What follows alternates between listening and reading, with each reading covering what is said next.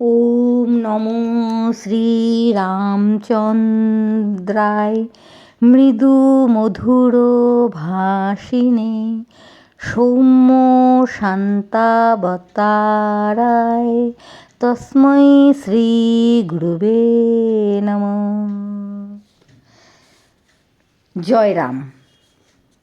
New জলপাইগুড়ির শ্রী শ্রী রাম ঠাকুরের মন্দিরের 165তম বার্ষিক উৎসব আমি 3টি ভাগে ভাগ করে নিয়েছি আমার সকল ভাই বোনেদের সুবিধার্থে, কারণ দেখতে যাতে সুবিধা হয়। খুব বেশি বড় ভিডিও হলে পরে দেখতে তো অসুবিধা সবারই হয়, তার জন্য এটা উৎসবের দিনের অনুষ্ঠান। চলো আমি ধীরে ধীরে মন্দিরের ভিতরে প্রবেশ করি। মন্দিরে গিয়ে দেখলাম তখন ঠাকুরের ভোগ নিবেদন হচ্ছে। মন্দিরের পর্দা বন্ধ এবং ঠাকুরের দর্শন তখনও পাইনি। কিছুক্ষণের মধ্যেই আমি এবং তোমরা সবাই ঠাকুরের দর্শন করতে পারব। এই যে দেখো,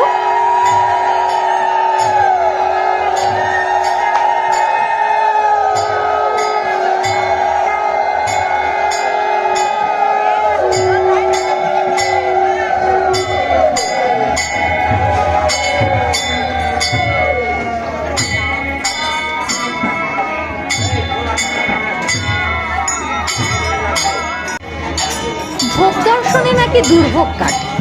আসো আমরা সকলে মিলে ভোগ দর্শন করি।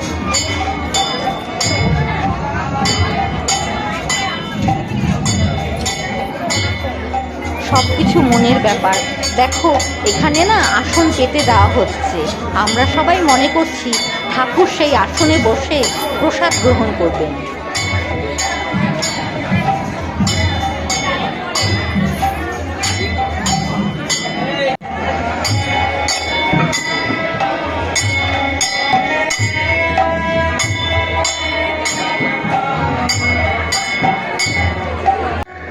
এবার একটু চলো ঠাকুরের শয়নকক্ষটা ঘুরে দেখি।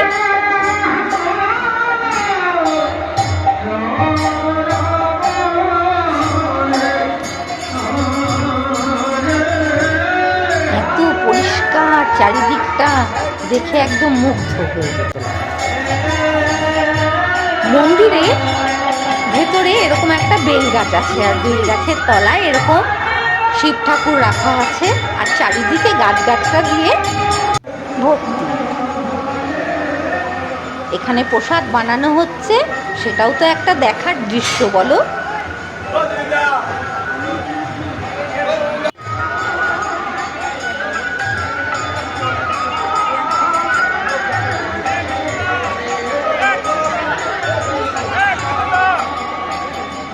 গঙ্গা নিমন্ত্রণের ভিডিওটা আশা করি তোমরা সকলেই দেখেছো। সেটা ছিল প্রথম ভিডিও।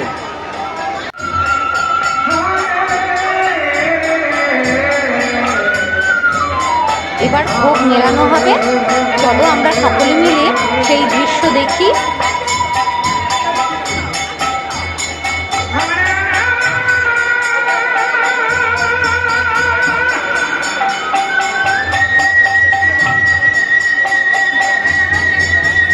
মন্দিরে গিয়ে শুধু প্রসাদ খাওয়া আর ঠাকুরের দর্শন করাই নয়, সব কিছু আরও কিছু আছে মুহূর্ত, সুন্দর সুন্দর মুহূর্ত, সেইগুলোও ভাগ করে নিই। চলো।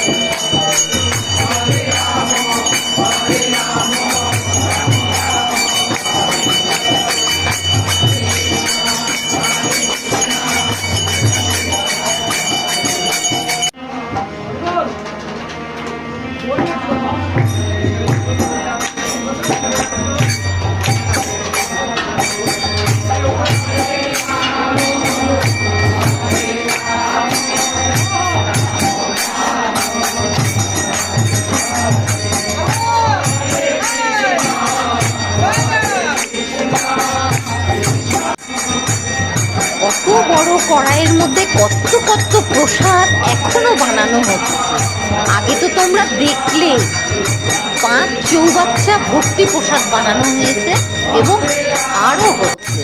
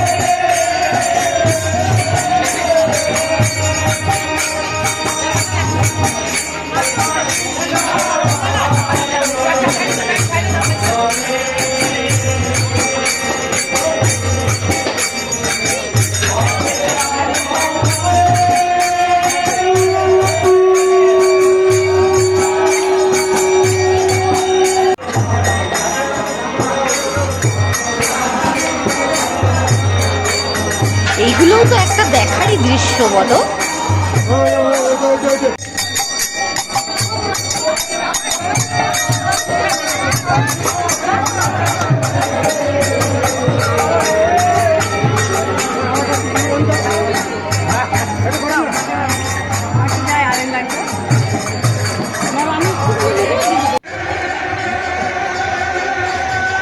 এবার সবাই প্রসাদ গ্রহণ করতে বসে গিয়েছে। পরের ভিডিও আসতে চলেছে নগর কীর্তনী। এবার আমার প্রাতে পড়ল অমৃত। সত্যিই প্রসাদ অমৃত। জয় ঠাকুর, সবাই ভালো থেকো।